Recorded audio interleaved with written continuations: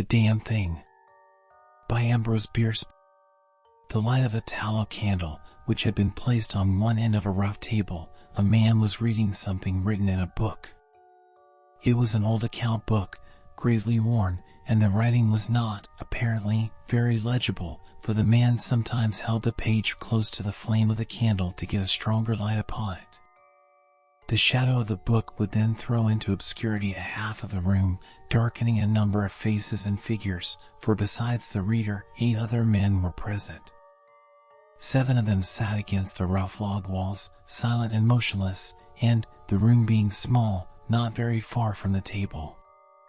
By extending an arm, any one of them could have touched the 8th man, who lay on the table, face upward, partly covered by a sheet, his arms at his sides. He was dead. The man with the book was not reading aloud, and no one spoke. All seemed to be waiting for something to occur. The dead man only was without expectation. From the blank darkness outside came in, through the aperture that served for a window, all the ever unfamiliar noises of night in the wilderness, the long, nameless note of a distant coyote, the stilly pulsing thrill of tireless insects in the trees, strange cries of night birds, so different from those of the birds of day, the drone of great blundering beetles, and all that mysterious chorus of small sounds that seemed always to have been but half heard when they have suddenly ceased, as if conscious of an indiscretion. But nothing of all this was noted in that company. Its members were not overmuch addicted to idle interest in matters of no practical importance. That was obvious in every line of their rugged faces, obvious even in the dim light of the single candle. They were evidently men of the vicinity, farmers and woodmen. The person reading was a trifle different. One would have said of him that he was of the world, worldly, albeit there was that in his attire which attested a certain fellowship with the organisms of his environment.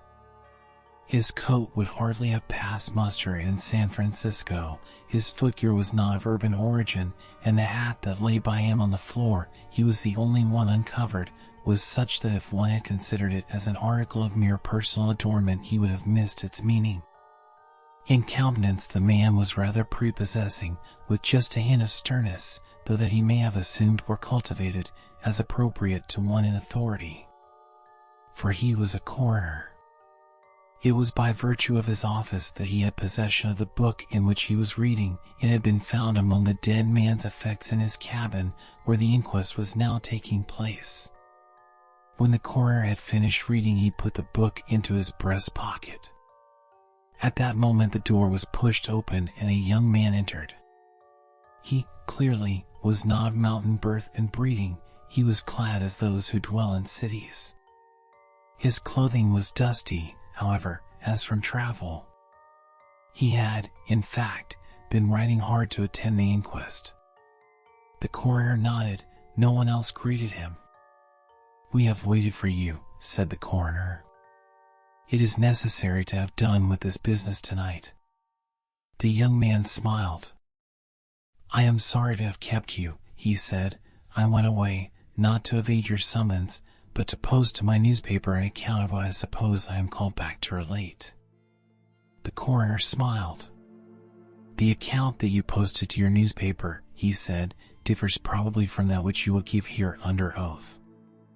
"That," replied the other, rather hotly and with a visible flush, "is as you choose. I used manifold paper and have a copy of what I sent. It was not written as news, for it is incredible, but as fiction. It may go as a part of my testimony under oath. But you say it is incredible. That is nothing to you, sir, if I also swear that it is true." The coroner was apparently not greatly affected by the young man's manifest resentment. He was silent for some moments, his eyes upon the floor. The men about the sides of the cabin talked in whispers, but seldom withdrew their gaze from the face of the corpse. Presently the coroner lifted his eyes and said, "We will resume the inquest." The men removed their hats. The witness was sworn. "What is your name?" the coroner asked. "William Harker." "Age?" 27. "You knew the deceased, Hugh Morgan?" "Yes." You were with him when he died? Near him? How did that happen, your presence? I mean, I was visiting him at his place to shoot and fish. A part of my purpose, however, was to study him and his odd, solitary way of life. He seemed a good model for a character in fiction. I sometimes write stories. I sometimes read them. Thank you. Stories in general, not yours. Some of the jurors laughed. Against a somber background, humor shows highlights. Soldiers in the intervals of battle laugh easily, and a jest in the death chamber conquers by surprise. Relate the circumstances of this man's death, said the coroner. You may use any notes or memoranda that you please. The witness understood. Pulling a manuscript from his breast pocket, he held it near the candle, and turning the leaves until he found the passage that he wanted, began to read. 2. The sun had hardly risen when we left the house. We were looking for quail, each with a shotgun, but we had only one dog. Morgan said that our best ground was beyond a certain ridge that he pointed out, and we crossed it by trail through the chaparral. On the other side was comparatively level ground, thickly covered with wild oats. As we emerged from the chaparral, Morgan was but a few yards in advance. Suddenly, we heard, at a little distance to our right, and partly in front, a noise as of some animal thrashing about in the bushes, which we could see were violently agitated. We've started a deer, I said. I wish we had brought a rifle. Morgan, who had stopped and was intently watching the agitated chaparral, said nothing, but had cocked both barrels of his gun and was holding it in readiness to aim. I thought him a trifle excited, which surprised me, for he had a reputation for exceptional coolness, even in moments of sudden and imminent peril. Oh, come, I said. You are not going to fill up a deer with quail shot, are you? Still he did not reply, but, catching a sight of his face as he turned it slightly toward me, I was struck by the pallor of it. Then I understood that we had serious business on hand, and my first conjecture was that we had jumped a grizzly. I advanced to Morgan's side, cocking my piece as I moved. The bushes were now quiet, and the sounds had ceased, but Morgan was as attentive to the place as before. What is it? What the devil is it? I asked. That damn thing, he replied, without turning his head. His voice was husky and unnatural. He trembled visibly. I was about to speak further when I observed the wild oats near the place of the disturbance moving in the most inexplicable way. I can hardly describe it. It seemed as if stirred by a streak of wind, which not only bent it, but pressed it down, crushed it so that it did not rise, and this movement was slowly prolonging itself directly toward us. Nothing that I had ever seen had affected me so strangely as this unfamiliar and unaccountable phenomenon, yet I am unable to recall any sense of fear. I remember and tell it here because, singularly enough, I recollected it then that once, in looking carelessly out of an open window, I momentarily mistook a small tree close at hand for one of a group of larger trees at a little distance away. It looked the same size as the others, but, being more distinctly and sharply defined in mass and details, seemed out of harmony with them. It was a mere falsification of the law of aerial perspective, but it startled, almost terrified me. We so rely upon the orderly operation of familiar natural laws that any seeming suspension of them is noted as a menace to our safety, a warning of unthinkable calamity. So now the apparently causeless movement of the herbage and the slow, undeviating approach of the line of disturbance were distinctly disquieting, and my companion appeared actually frightened, and I could hardly credit my senses when I saw him suddenly throw his gun to his shoulders and fire both barrels at the agitated grass. Before the smoke of the discharge had cleared away, I heard a loud savage cry, a scream like that of a wild animal, and, flinging his gun upon the ground, Morgan sprang away and ran swiftly from the spot. At the same instant, I was thrown violently to the ground by the impact of something unseen in the smoke, some soft, heavy substance that seemed thrown against me with great force. Before I could get upon my feet and recover my gun, which seemed to have been struck from my hands, I heard Morgan crying out as if in mortal agony, and mingling with his cries were such hoarse, savage sounds as one hears from fighting dogs. Inexpressibly terrified, I struggled to my feet and looked in the direction of Morgan's retreat, and may heaven in mercy spare me from another sight like that. At a distance of less than 30 yards was my friend, down upon one knee, his head thrown back at a frightful angle, hatless, his long hair in disorder, and his whole body in violent movement from side to side, backward and forward. His right arm was lifted and seemed to lack the hand, at least I could see none. The other arm was invisible. At times, as my memory now reports this extraordinary scene, I could discern but a part of his body. It was as if he had been partly blotted out. I cannot otherwise express it than a shifting of his position would bring it all into view again. All this must have occurred within a few seconds, yet in that time Morgan assumed all the postures of a determined wrestler vanquished by superior weight and strength. I saw nothing but him, and him not always distinctly. During the entire incident his shouts and curses were heard, as if through an enveloping uproar of such sounds of rage and fury as I had never heard from the throat of man or brute.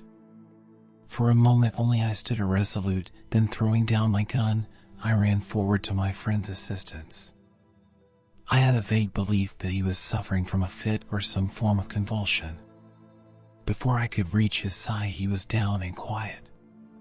All sounds had ceased, but, with a feeling of such terror as even these awful events had not inspired, I now saw the same mysterious movement of the wild oats prolonging itself from the trampled area about the prostrate man toward the edge of a wood.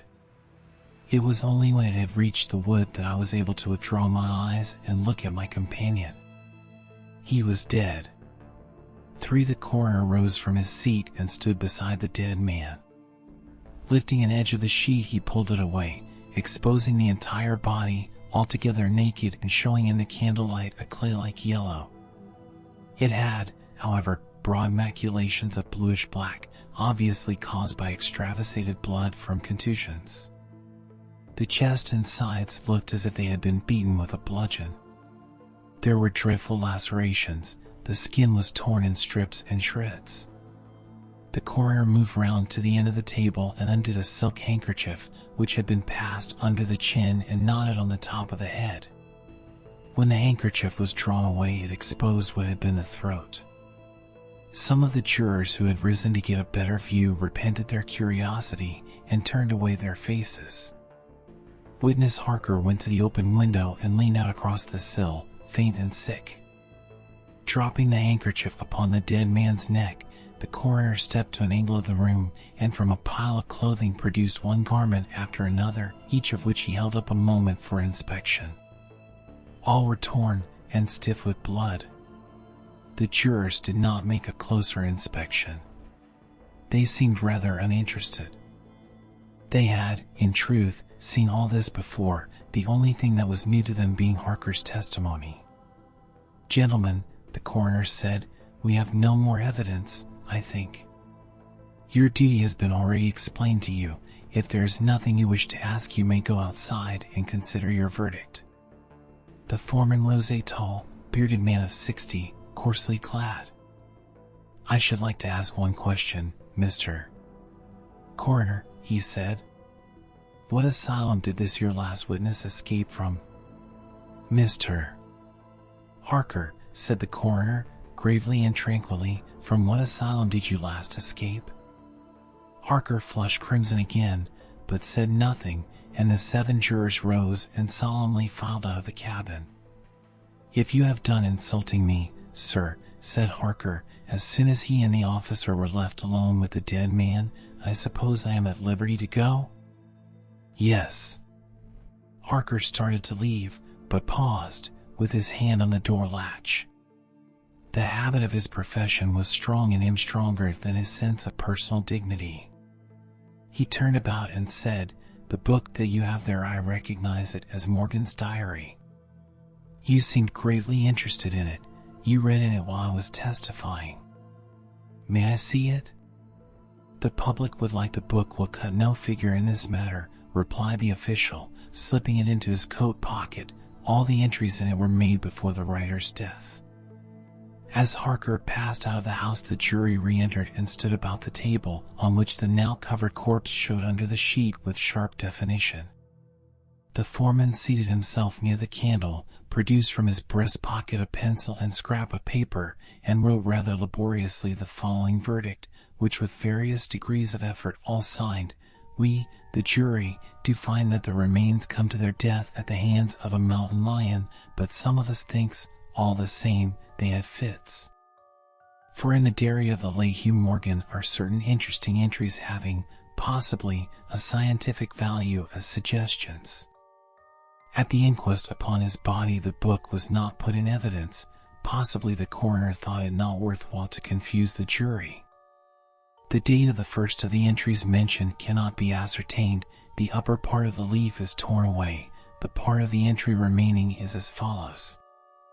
Would run in a half circle, keeping his head turned always toward the center, and again he would stand still, barking furiously. At last he ran away into the brush as fast as he could go. I thought at first that he had gone mad, but on returning to the house found no other alteration in his manner than what was obviously due to fear of punishment. Can a dog see with his nose? Do odors impress some olfactory center with images of the thing emitting them?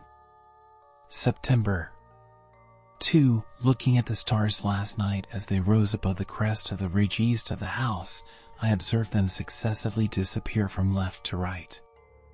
Each was eclipsed but an instant, and only a few at the same time, but along the entire length of the ridge all that were within a degree or two of the crest were blotted out. It was as if something had passed along between me and them, but I could not see it, and the stars were not thick enough to define its outline. Ugh! I don't like this. Several weeks' entries are missing, 3 leaves being torn from the book. September 27. It has been about here again. I find evidences of its presence every day. I watched again all of last night in the same cover, gun in hand, double charged with buckshot. In the morning the fresh footprints were there, as before. Yet I would have sworn that I did not sleep. Indeed, I hardly sleep at all. It is terrible, insupportable. If these amazing experiences are real, I shall go mad. If they are fanciful, I am mad already. October 3. I shall not go. It shall not drive me away. No, this is my house, my land. God hates a coward. October 5. I can stand it no longer. I have invited Harker to pass a few weeks with me. He has a level head. I can judge from his manner if he thinks me mad. October 7. I have the solution of the problem. It came to me last night suddenly, as by revelation. How simple, how terribly simple. There are sounds that we cannot hear. At either end of the scale are notes that stir no chord of that imperfect instrument, the human ear. They are too high or too grave. I have observed a flock of blackbirds occupying an entire treetop, the tops of several trees, and all in full song. Suddenly, in a moment, at absolutely the same instant, all spring into the air and fly away. How? They could not all see one another. Whole treetops intervened. At no point could a leader have been visible to all. There must have been a signal of warning or command, high and shrill above the din, but by me unheard. I have observed, too, the same simultaneous flight when all were silent, among not only blackbirds, but other birds, quail, for example, widely separated by bushes even on opposite sides of a hill. It is known to seamen that a school of whales basking or sporting on the surface of the ocean, miles apart, with the convexity of the earth between them, will sometimes dive at the same instant, all gone out of sight in a moment. The signal has been sounded too grave for the ear of the sailor at the masthead and his comrades on the deck, who nevertheless feel its vibrations in the ship as the stones of a cathedral are stirred by the bass of the organ. As with sounds, so with colors. At each end of the solar spectrum, the chemist can detect the presence of what are known as actinic rays. They represent colors, integral colors in the composition of light, which we are unable to discern. The human eye is an imperfect instrument. Its range is but a few octaves of the real chromatic scale. I am not mad. There are colors that we cannot see. And, God help me, the damn thing is of such a color. Thank you for watching. Please like and subscribe and press the bell icon to get new video updates.